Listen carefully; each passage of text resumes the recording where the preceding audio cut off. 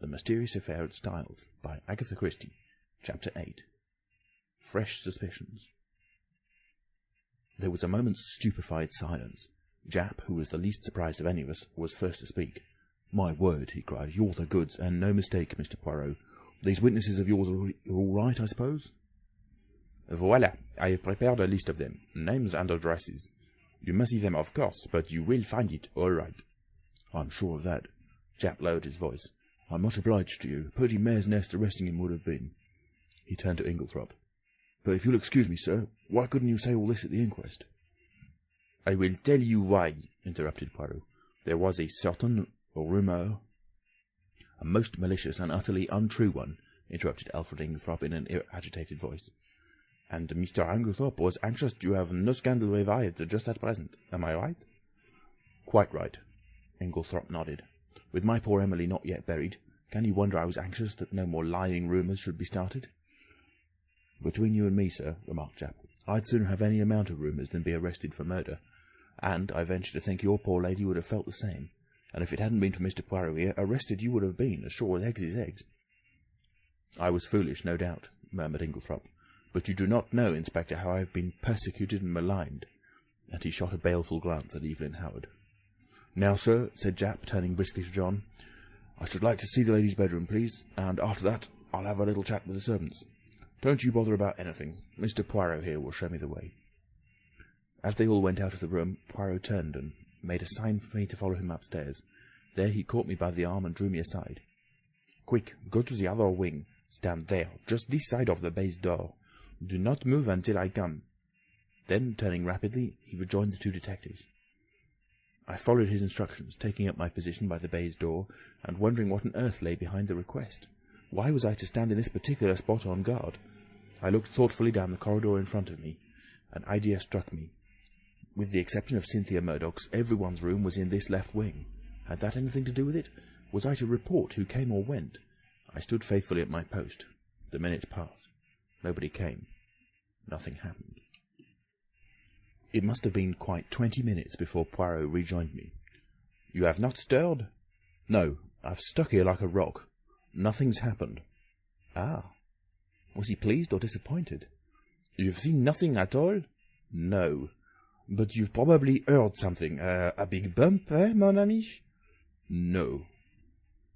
"Is it possible? But I am vexed with myself.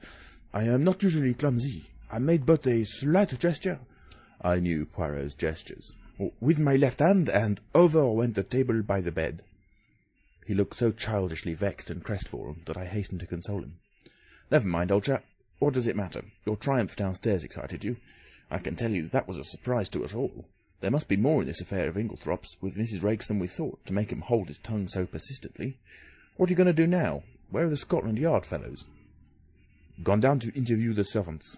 I showed them all our exhibits. I am so disappointed in Japp. He has no method." "Hello," I said, looking out of the window. "Here's Dr. Bauerstein. I believe you're right about that man, Poirot. I don't like him." "He is clever," observed Poirot meditatively. "Oh, clever as the devil. I must say I was overjoyed to see him in the plight he was in on Tuesday. You never saw such a spectacle." And I described the doctor's adventure. He looked a regular scarecrow, plastered with mud from head to foot. "You saw him, then?" "Yes. Of course he didn't want to come in. It was just after dinner, but Mr. Inglethorp insisted." "What?" Poirot caught me violently by the shoulders. "Was Dr. Bauerstein here on Tuesday evening? Here? And you never told me? Why did you not tell me? Why? Why?" He appeared to be in an absolute frenzy. "My dear Poirot," I expostulated, "I never thought it would interest you. I didn't know it was of any importance." "Importance? It is of the first importance. So Dr. Bauerstein was here on Tuesday night, the night of the murder. Hastings, do you not see? That alters everything, everything." I had never seen him so upset. Loosening his hold of me, he mechanically straightened a pair of candlesticks, still murmuring to himself, "Yes, that alters everything, everything." Suddenly he seemed to come to a decision. "Allons," he said, "we must act at once. Where is Mr. Cavendish?" John was in the smoking room. Poirot went straight into him. "Mr. Cavendish, I have some important business in Tadminster. A new clue. May I take your motor?" Why, of course. Do you mean at once? If you please. John rang the bell and ordered round the car. In another 10 minutes we were racing down the park and along the high road to Tadminster. "Now, Poirot," I remarked resignedly, "perhaps you will tell me what this is all about." "Well, mon ami, a good deal you can guess for yourself. Of course you realize that now Mr. Inglethorp is out of it, the whole position is greatly changed. We are face to face with an entirely new problem. We have cleared away the manufactured clues, now for the real ones. I have ascertained that anyone in the household, with the exception of Mrs. Cavendish, who was playing tennis with you, could have personated Mr. Inglethorp on Monday evening. In the same way, we have his statement that he put the coffee down in the hall. No one took much notice of that at the inquest, but now it has a very different significance. We must find out who did take that coffee to Mrs. Inglethorp, eventually, or who passed through the hall whilst it was standing there. From your account, there are only two people whom we can positively say did not go near the coffee, Mrs. Cavendish and Mademoiselle Cynthia." "Yes, that is so." I felt an inexpressible lightening of the heart.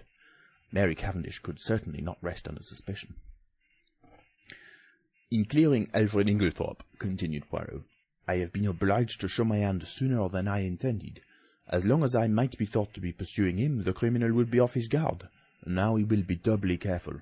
Yes, doubly careful." He turned to me abruptly. "Tell me, Hastings, you yourself, have you no suspicions of anybody?" I hesitated. To tell the truth, an idea, wild and extravagant in itself, had once or twice that morning flashed through my brain. I had rejected it as absurd. Nevertheless, it persisted. "You couldn't call it a suspicion," I murmured. "It's so utterly foolish." "Come now," urged Poirot encouragingly. "Do not fear. Speak your mind. You should always pay attention to your instincts." "Well then," I blurted out, "it's absurd, but I suspect Miss Howard of not telling all she knows." "Miss Howard?" "Yes. You'll laugh at me." "Not at all. Why should I?"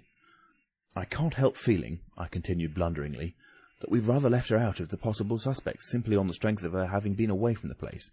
But after all, she was only 15 miles away. A car would do it in half an hour. Can we say positively that she was away from Styles on the night of the murder?" "Yes, my friend," said Poirot unexpectedly. "We can. One of my first actions was to ring up the hospital where she was working." "Well?" "Well, I learned that Miss Howard had been on afternoon duty on Tuesday, and that, a convoy coming in unexpectedly, she had kindly offered to remain on night duty, which offer was gratefully accepted. That disposes of that." "Oh," I said, rather nonplussed. "Really," I continued, "it's her extraordinary vehemence against Inglethorp that started me off suspecting her. I can't help feeling she'd do anything against him, and I had an idea she might know something about the destroying of the will. She might have burnt the new one, mistaking it for the earlier one in his favour. She is so terribly bitter against him." "You consider her vehemence unnatural?" "Yes. She's so very violent. I wondered really whether she is quite sane on that point." Poirot shook his head energetically. No, you are on a wrong tack there. There is nothing weak-minded or degenerate about Miss Howard. She is an excellent specimen of well-balanced English beef and bone. She is sanity itself. Yet her hatred of Inglethorp seems almost a mania. My idea was, a very ridiculous one, no doubt, that she had intended to poison him, and that in some way Mrs. Inglethorp got hold of it by mistake. But I don't see at all how it could have been done. The whole thing is absurd and ridiculous to the last degree. Still, you are right in one thing. It is always wise to suspect everybody until you can prove logically and to your own satisfaction that they are innocent. Now, what reasons are there against Miss Howard's having deliberately poisoned Mrs. Inglethorp?" "Why, she was devoted to her," I exclaimed. "Tcha! cried Poirot irritably. "You argue like a child. If Miss Howard were capable of poisoning the old lady, she would be quite equally capable of simulating devotion. No, we must look elsewhere. You are perfectly correct in your assumption that her vehemence against Alfred Inglethorp is too violent to be natural, but you are quite wrong in the deduction you draw from it. I have drawn my own conclusions, which I believe to be correct, but I will not speak of them at present." He paused a minute, then went on. "Now, to my way of thinking, there is one insuperable objection to Miss Howard's being the murderess. And that is, that in no possible way could Mrs. Inglethorp's death benefit Miss Howard. Now, there is no murder without a motive." I reflected. Could not Mrs. Inglethorp have made a will in her favour? Poirot shook his head. "But you yourself suggested that possibility to Mr. Wells." Poirot smiled. "That was for a reason. I did not want to mention the name of the person who was actually in my mind. Miss Howard occupied very much the same position, so I used her name instead." "Still, Mrs. Inglethorp might have done so. Why, that will, made on the afternoon of her death, may—" But Poirot's shake of the head was so energetic that I stopped. "No, my friend, I have certain little ideas of my own about that will, but I can tell you this much. It was not in Miss Howard's favour." I accepted his assurance, though I did not really see how he could be so positive about the matter. "Well," I said with a sigh, "we will acquit Miss Howard, then.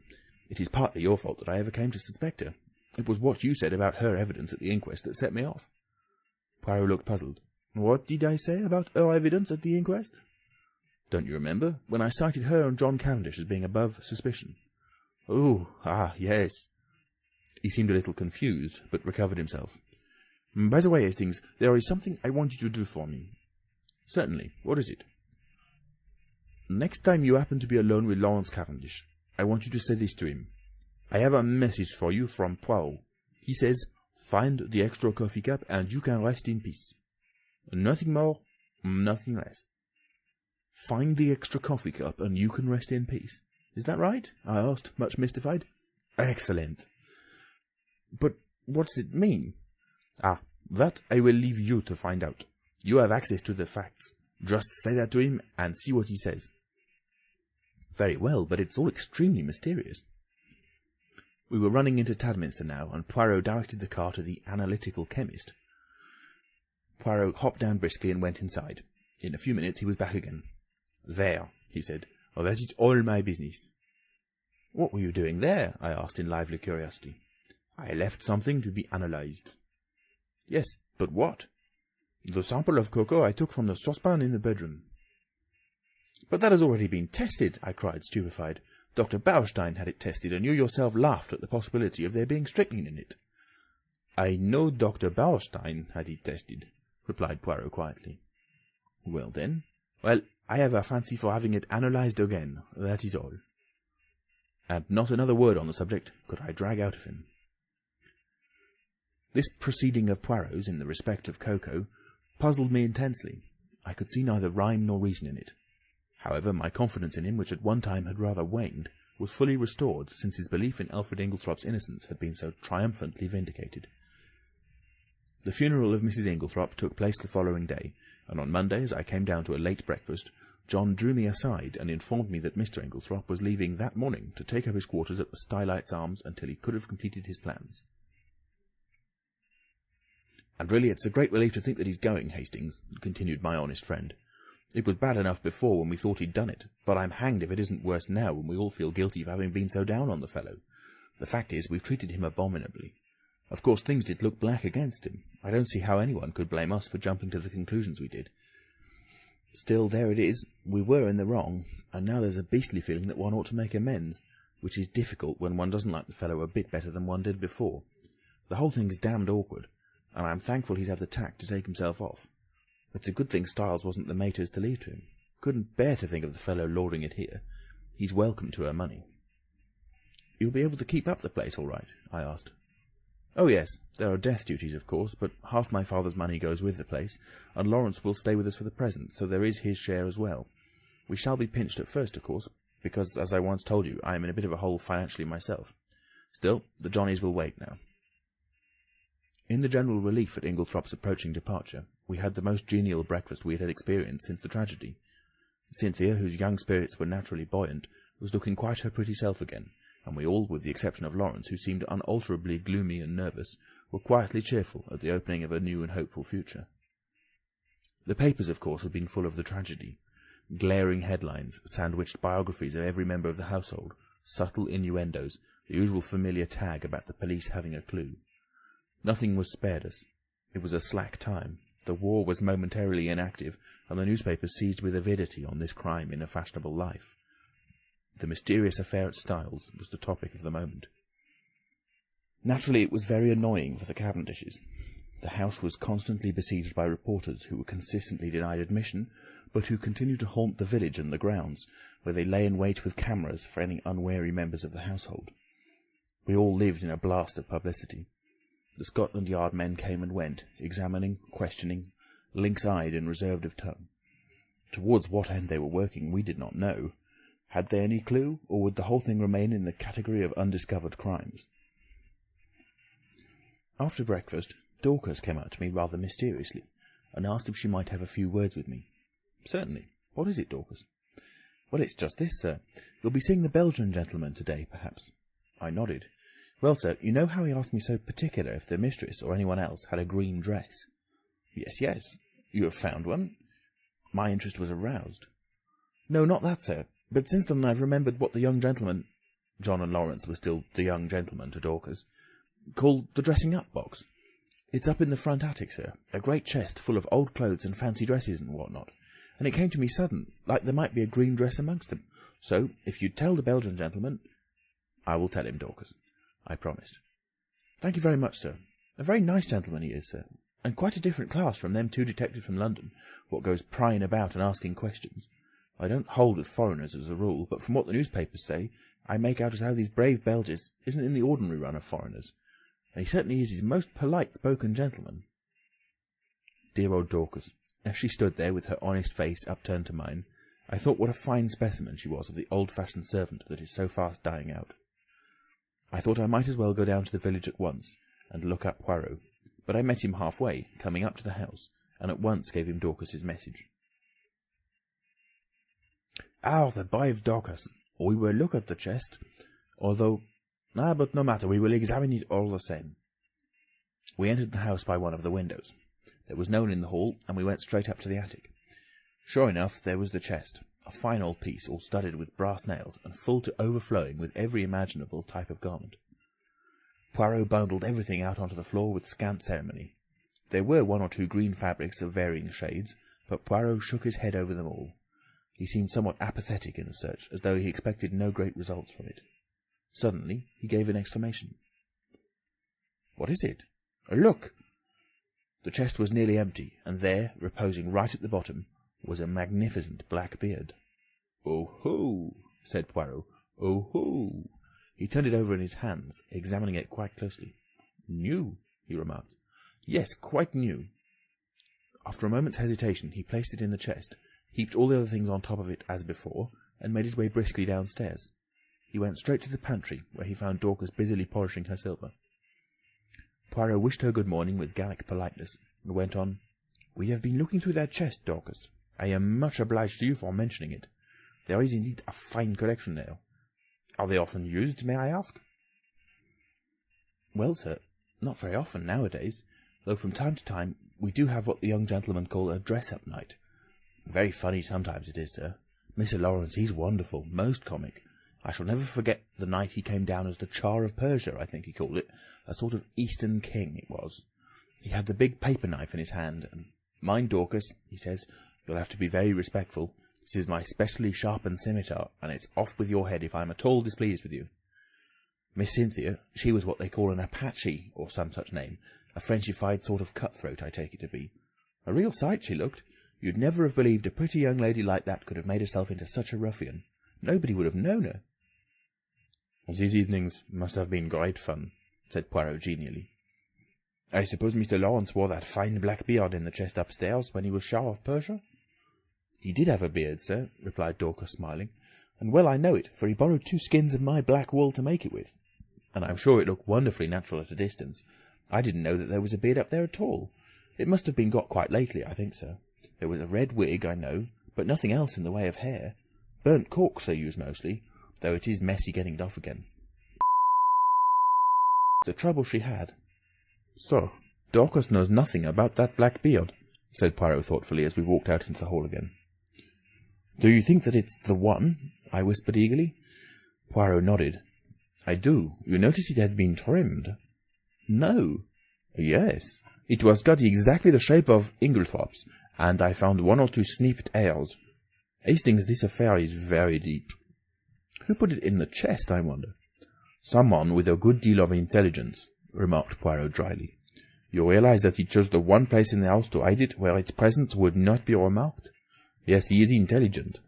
But we must be more intelligent. We must be so intelligent that he does not suspect us of being intelligent at all." I acquiesced. "There, mon ami, you will be of great assistance to me." I was pleased with the compliment. There had been times when I hardly thought that Poirot appreciated me at my true worth. "Yes," he continued, staring at me thoughtfully, "you will be invaluable." This was naturally gratifying, but Poirot's next words were not so welcome. "I must have an ally in the house," he observed reflectively. "You have me," I protested. "True, but you are not sufficient." I was hurt, and showed it. Poirot hurried to explain himself. "You do not quite take my meaning. You are none to be working with me. I want somebody who is not associated with us in any way." "Oh, I see. How about John?" "No, I think not." "The dear fellow isn't perhaps very bright," I said thoughtfully. "Here comes Miss Howard," said Poirot suddenly. "She is the very person, but I am in her black book since I cleared Mr. Inglethorp. Still, we can but try." With a nod that was barely civil, Miss Howard assented to Poirot's request for a few minutes' conversation. We went into the little morning-room, and Poirot closed the door. "Well, Monsieur Poirot," said Miss Howard impatiently, "what is it? Out with it. I'm busy." "Do you remember, mademoiselle, that I once asked you to help me?" "Yes, I do." The lady nodded. "And I told you I'd help you with pleasure to hang Alfred Inglethorp." "Ah." Poirot studied her seriously. "Miss Howard, I will now ask you one question. I beg of you to reply truthfully." "Never tell lies," replied Miss Howard. "It is this. Do you still believe that Mrs. Inglethorp was poisoned by her husband?" "What do you mean?" she asked sharply. "You needn't think your pretty explanations influence me in the slightest. I'll admit that it wasn't he who bought strychnine at the chemist's shop. What of that? I dare say he stroked flypaper, as I told you at the beginning." "That is arsenic, not strychnine," said Poirot mildly. "What does that matter? Arsenic would put poor Emily out of it the same way just as strychnine. If I'm convinced he did it, it doesn't matter a dot to me how he did it." "Exactly. If you are convinced he did it," said Poirot quietly. "I will put my question in another form. Did you ever, in your heart of hearts, believe that Mrs. Inglethorp was poisoned by your husband?" "Good heavens!" cried Miss Howard. "Haven't I always told you the man is a villain? Haven't I always told you he would murder her in her bed? Haven't I always hated him like poison?" "Exactly," said Poirot. "That bears out my little idea entirely." "What little idea?"